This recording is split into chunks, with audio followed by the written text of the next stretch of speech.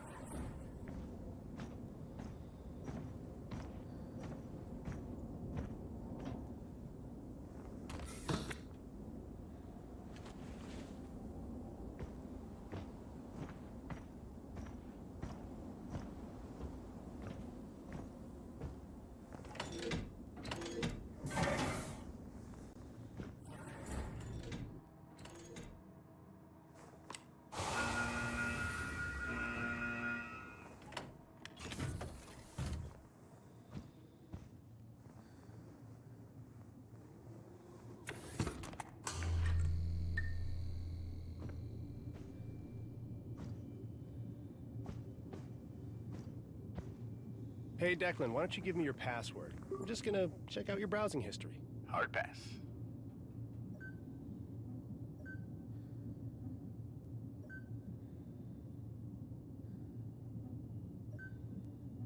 Did Lucas think I wouldn't notice something missing from my outpost?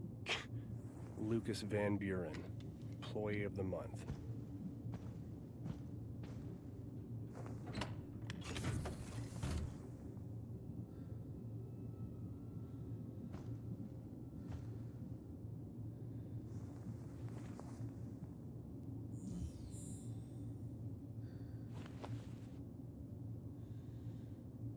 If there's one thing I like, it's sci-fi.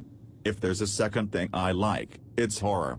In the wonderful world of popular culture, there is a Venn diagram where these two circles collide.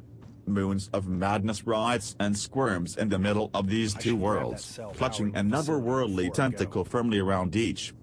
Moons of Madness is a story-focused, first-person sci-fi horror released across PlayStation 4, Xbox One and Microsoft Windows in October of 2019. The game is technically a spin-off, as it shares a thematic universe with The Secret World, another game from publisher and developers Funcom. Shane.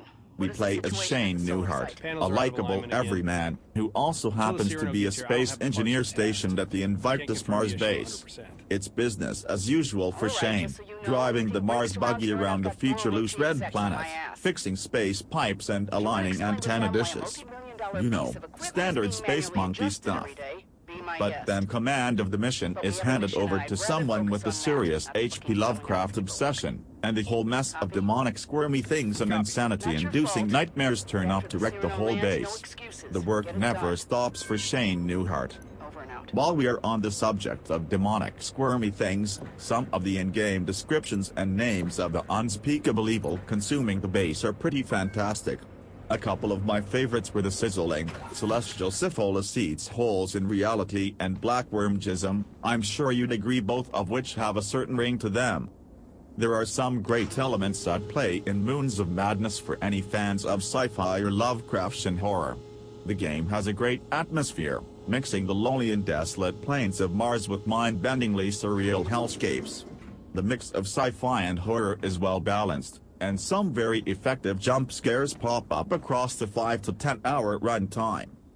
I'm a fan of a good puzzle. I'm happy to spend half an hour moving tiles around or scribbling down patterns on scraps of paper, even breaking a calculator out, whatever it takes. I love it when a game not only has good puzzles, but when they are organically worked into the story and gameplay. Moons of Madness certainly doesn't disappoint in this regard. Its puzzles are nicely varied and sit perfectly with the game's internal logic. A couple of the better elements of the game are sadly somewhat underused. The game's sound design is good but not quite prominent enough throughout.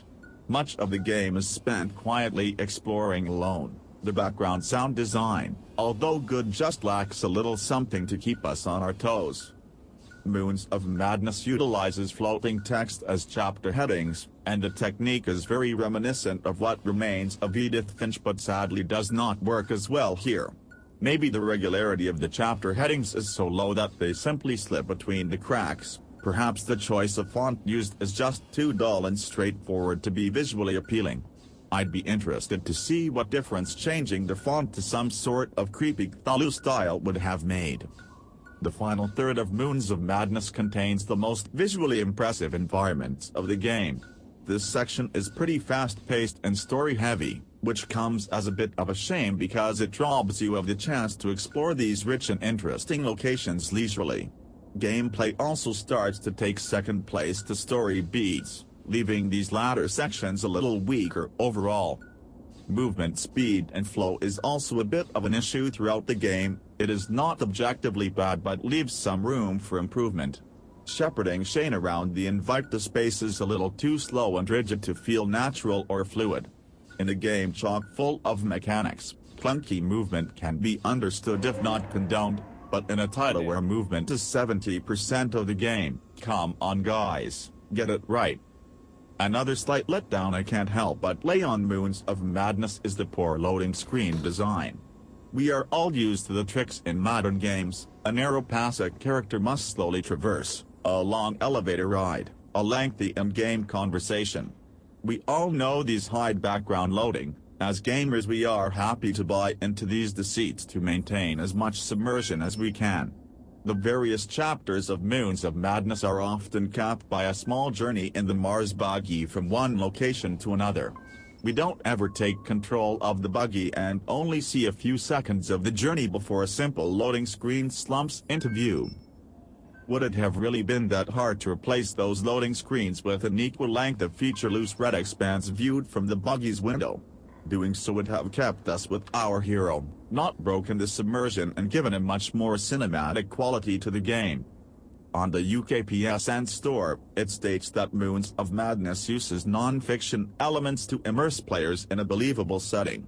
Well, I'm sorry, but this game is about as believable as Matt Damon Ironmaning it out of Mars orbit in The Martian. It's a much better use of your time though. Moons of Madness is a sweet feast for any Lovecraft fan and a tasty treat for sci-fi and horror fans alike. Do as Shane does, persevere and see things through to the end. You'll be treated to quite a show and one of the most seamless credit sequences I've seen in ages.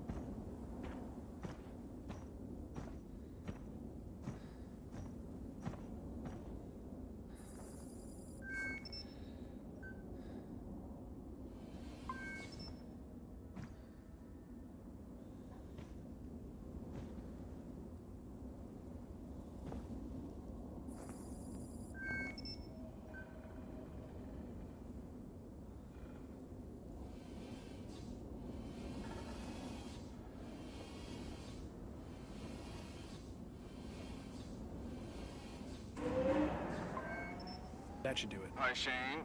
I made a biogauge program so that you can see when Phobos is passing overhead. It circles Mars 3 times a day, you know, and it is required that everyone downloads this program. I've already added it to your OS to ensure that you don't forget. Thanks? You're welcome. I think it'll really help with morale.